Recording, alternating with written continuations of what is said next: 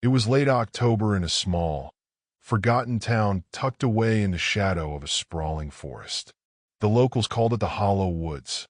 People avoided the woods at night, not because of superstition, but because of chilling stories whispered over generations. They spoke of something lurking in the dark, something ancient, malevolent, and insatiable. Leah, 24, was new in town.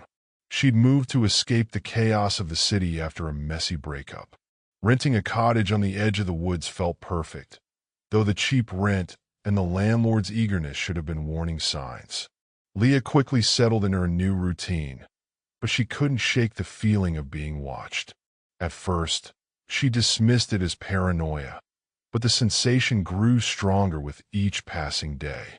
One evening, while walking home from the market, she decided to take a shortcut through the woods. It was dusk, and the fading light painted the trees in eerie shadows.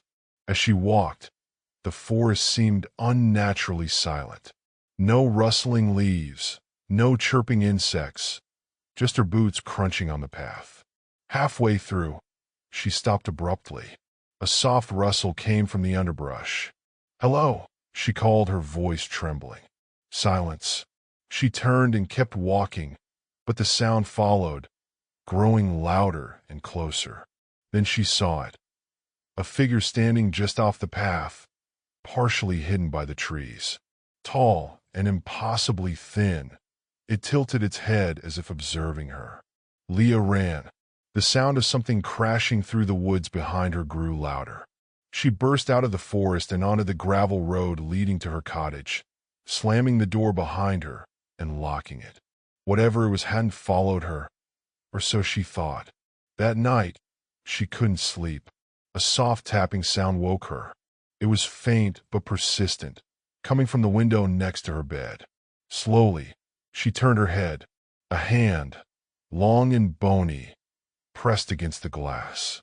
Leah froze, her breath hitching. The hand slid slowly down the window before disappearing into the darkness. She convinced herself it was a nightmare, but the tapping returned night after night. She reported it to the local police, but they dismissed her concerns. Desperate, Leah installed cameras around her property. For a few nights, the disturbances stopped, and she began to relax. But on the fourth night, she woke to scratching at her bedroom door. She grabbed her phone and checked the camera feed. The figure from the woods was in her living room. It was hunched over, its head grazing the ceiling, long limbs swaying slightly. Leah dialed 911, but before she could call, the feed cut to static. She fled the cottage that night and never returned. Weeks later, the landlord called, asking why she'd abandoned the property.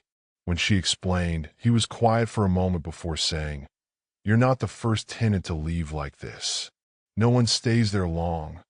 Leah moved back to the city, forever changed. To this day, she avoids forests, and in the dead of night, she swears she can still hear that soft, deliberate tapping waiting for her to look.